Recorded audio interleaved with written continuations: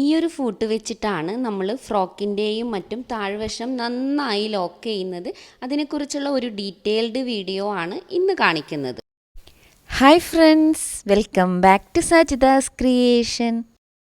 നമ്മുടെ സബ്ജക്റ്റിലേക്ക് പോകുന്നതിന് മുന്നേ ഈ കാര്യങ്ങളും കൂടി ശ്രദ്ധിക്കുക. എനിക്കൊരിക്കലും ആവില്ല, അല്ലെങ്കിൽ ഞാൻ ചെയ്താൽ കറക്റ്റ് ആവില്ല എന്നൊരു മെൻറ്റാലിറ്റിയോടുകൂടി ഒരിക്കലും ഈ ഒരു ഫൂട്ട് വെച്ചിട്ട് നിങ്ങൾ ചെയ്യാൻ പാടില്ല. ഫസ്റ്റ് ടൈം ചെയ്യുമ്പോൾ നിങ്ങൾക്കൊരിക്കലും കറക്റ്റായിട്ട് കിട്ടി എന്നും വരില്ല. 3-4 തവണ ട്രൈ ചെയ്ത് നോക്കുക. എന്നിട്ടും ഫിനിഷ് ആവുന്നില്ല എന്നുണ്ടെങ്കിൽ വീണ്ടും ട്രൈ ചെയ്ത് നോക്കുക. നിങ്ങൾ എത്രത്തോളം ട്രൈ ചെയ്ത് നോക്കുന്നോ അത്രത്തോളം ഇത് നിങ്ങൾക്ക് ഫിനിഷിങ്ങിൽ വരും കേട്ടോ. നിങ്ങൾ ഫസ്റ്റ് തന്നെ ഡയറക്റ്റ് പുതിയൊരു ക്ലോത്തിലേക്ക് ചെയ്യാൻ പാടില്ല. ഓൾഡ് ക്ലോത്തിൽ ചെയ്ത് സക്സസ് ആയതിന് ശേഷം മാത്രം പുതിയതിൽ ട്രൈ ചെയ്ത് നോക്കുക. വളരെ ഈസി ആയിട്ട് ചെയ്യാൻ പറ്റുന്നതാണ് കേട്ടോ ഇത്. നമ്മൾ ഈ ലോക്ക് ചെയ്യുന്നത് ഈ ഒരു ഹെമ്മിങ് ഫൂട്ട് വെച്ചിട്ടാണ്. ഈ ഒരു ഫൂട്ട് ടേബിൾ ടോപ്പ് മെഷീനൊക്കെ വാങ്ങുമ്പോൾ തന്നെ കിട്ടും. അല്ലാന്നുണ്ടെങ്കിൽ നമുക്ക് ഓൺലൈനിലായിട്ടും വാങ്ങാൻ പറ്റും. ഇതാ ഈ ഒരു ഷേപ്പിലാണ് നമ്മുടെ ആ ഒരു ഫൂട്ട് വരുന്നത്. ഈ ഒരു ഫൂട്ടിൻ്റെ ഏറ്റവും മുകൾ വശത്ത് ഒരു ഒരു റൗണ്ട് പോലെ അല്ലെങ്കിൽ ഒരു റോൾ ചെയ്ത പോലുള്ള ഒരു സംഭവം നിങ്ങൾക്ക് കാണാൻ പറ്റും. അതിൻ്റെ ഉള്ളിലൂടെ ക്ലോത്ത് നമ്മൾ കടത്തി വിടുമ്പോൾ ആ ഒരു ഷേപ്പിൽ തന്നെ നമ്മുടെ ക്ലോത്ത് റോളായി വന്നിട്ടാണ് നമുക്ക് ആ ഒരു സിഗ്സാഗ് എഫക്റ്റ് വരുന്നത്. അതിന് ചില ടെക്നിക്കുകളുമുണ്ട്, അതും കൂടി ഞാൻ പറഞ്ഞു തരാം. അപ്പോൾ ആദ്യം തന്നെ പലർക്കും ഈ ഫൂട്ട് എങ്ങനെയാണ് നമ്മുടെ മെഷീനിൽ അറ്റാച്ച് ചെയ്യാം എന്ന് അറിയാത്തവരുണ്ടാവും. ഞാൻ ബിഗിനേഴ്സിനെ കൂടി ഉദ്ദേശിച്ചിട്ടാണ് പറയുന്നത്. അപ്പോൾ ഓൾറെഡി ഇപ്പോൾ നമ്മുടെ മെഷീനിൽ ഒരു ഫൂട്ട് ഉണ്ട്. ഈ ഒരു ഫൂട്ടിനെ നമ്മൾ റിമൂവ് ചെയ്യുന്നത് കണ്ടോ, ഈ ബാക്ക് വശത്ത് കാണുന്ന ഈ ഒരു ലിവർ കണ്ടോ, ആ ഒരു ലിവർ ജസ്റ്റ് ഒന്ന് നിങ്ങൾ പ്രസ് ചെയ്ത് കൊടുത്താൽ മതി. ബാക്കിലോട്ടൊന്ന് പ്രസ് ചെയ്ത് കൊടുക്കുമ്പോൾ നമ്മുടെ ഫൂട്ട് ഇതുപോലെ നമുക്ക് റിമൂവ് ആയിട്ട് കിട്ടും. ഇനി നമുക്ക് നമ്മുടെ ഈ ഒരു ഫൂട്ട് ഫിറ്റ് ചെയ്യാം. അപ്പോൾ അതിന് കണ്ട് ഈ ഒരു ഭാഗത്ത് ഒരു കുഞ്ഞു ഹോള് പോലെയുണ്ട്. ആ ഒരു ഭാഗം കറക്റ്റായി വരുന്ന വിധത്തിൽ നമ്മുടെ ഫൂട്ട് വെച്ച് കൊടുക്കണം. നിങ്ങൾ വെക്കേണ്ടത് ഈ ഒരു സ്റ്റിക്ക് കണ്ടോ, അവിടെ ഒരു സ്റ്റിക്ക് പോലെ ഒരു സംഭവമുണ്ട്. അത് കറക്റ്റായിട്ട് ആ ഒരു ഹോളില്ലേ ഞാൻ നേരത്തെ കാണിച്ച ആ ഹോളിൻ്റെ കറക്റ്റ് വെക്കുക. അതിനുശേഷം ഫൂട്ട് നമ്മൾ അപ്പ് ആൻഡ് ഡൗൺ ചെയ്യാൻ ഉപയോഗിക്കുന്ന ഈ ഒരു ലിവർ വെച്ചിട്ട് ജസ്റ്റ് ഒന്ന് പ്രസ് ചെയ്ത് കൊടുക്കുക. അതായത് ലിവർ താഴ്ത്തി വെച്ച് കൊടുക്കുക.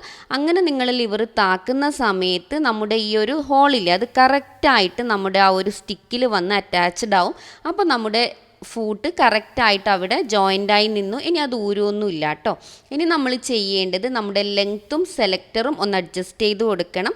സെലക്ടർ സീൽ സെറ്റ് ചെയ്യുക.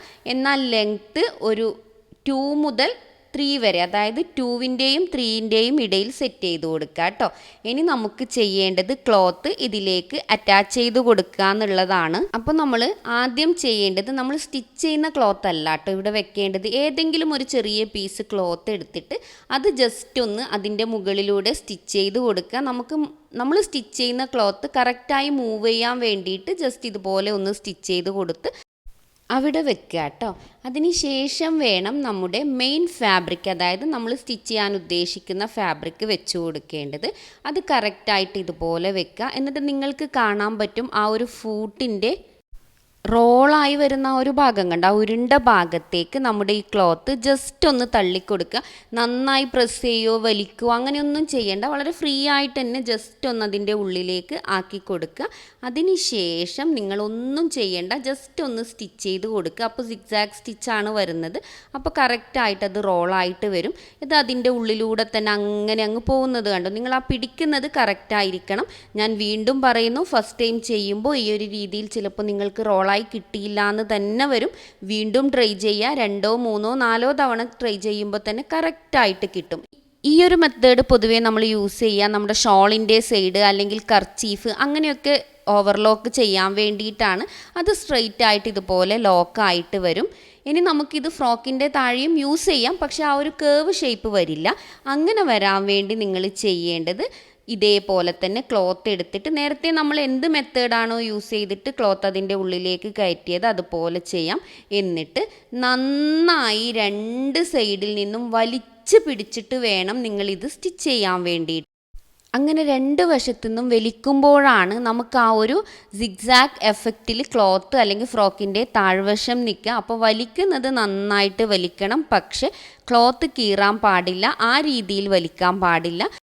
നമ്മൾ ഈ വലിക്കുന്നതിനനുസരിച്ചാണ് ഇതിൻ്റെ ആ ഒരു കണ്ടോ ഈ ഒരു സിഗ്സാഗ് എഫക്റ്റ് അത് നിൽക്കുന്നത് കണ്ടോ. നേരത്തെ നമ്മൾ ചെയ്തപ്പോൾ അത് സ്ട്രെയിറ്റ് ആയിട്ടാണ് നിന്നത്. ഇപ്പോൾ നിൽക്കുന്നത് ആ ഒരു എന്താ പറയുക ഒരു കുറച്ച് പൊന്തിയും താഴ്ന്നിട്ടും അങ്ങനെയാണ് നിൽക്കുന്നത്. അപ്പോൾ നിങ്ങൾ ഈ 2 മെത്തേഡും ഫോളോ ചെയ്ത് നോക്കുക. പഠിച്ചെടുത്ത് കഴിഞ്ഞാൽ ഇത്രയും ഈസി ആയിട്ടുള്ള ഒരു മെത്തേഡ് വേറെ ഇല്ല. അപ്പോൾ തീർച്ചയായും നിങ്ങൾ ട്രൈ ചെയ്ത് നോക്കുക. ഇന്നത്തെ വീഡിയോ വൈൻഡപ്പ് ചെയ്യാണ്. ബൈ.